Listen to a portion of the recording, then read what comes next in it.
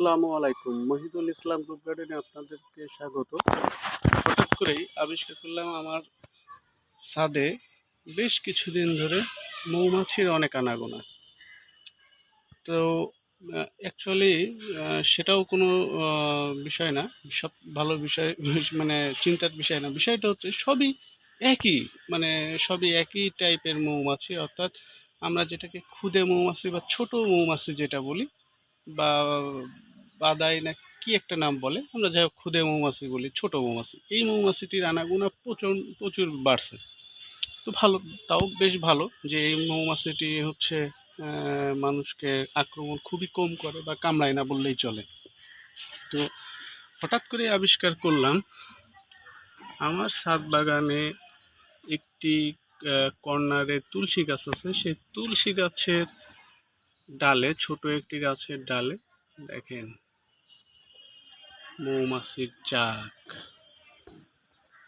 আলহামদুলিল্লাহ। আমি ভাবছিলাম যে মৌমাছির একটা বক্স কি এখানে রাখবো কিনা, যাতে আমার ফুলের পরাগায়নটা অনেক ভালো হয় এবং সাথে কিছু মধু যদি পাওয়া যায়। মৌমাছি আসলে আমার বাগানে যতগুলা গাছ আছে তার ফুল দিয়ে যে মধু হবে এমন তো নয়, যে তারা তো আসলে মৌমাছি তো বিভিন্ন জায়গা থেকে মধু কালেক্ট করে, সেটার জন্য কালেক্ট করে যদি এখানে মধু জমায়।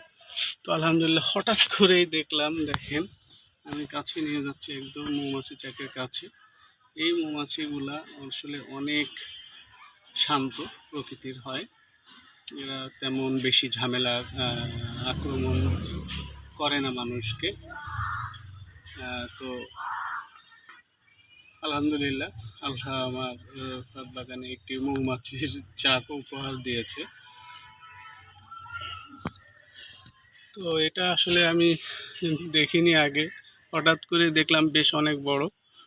তো সেই জন্য আপনাদের সঙ্গে মনে করলাম আপনাদেরকে সাথেও একটু শেয়ার করি। সকলকে ধন্যবাদ অনেকক্ষণ আমার এই বকবকানি শোনার জন্য।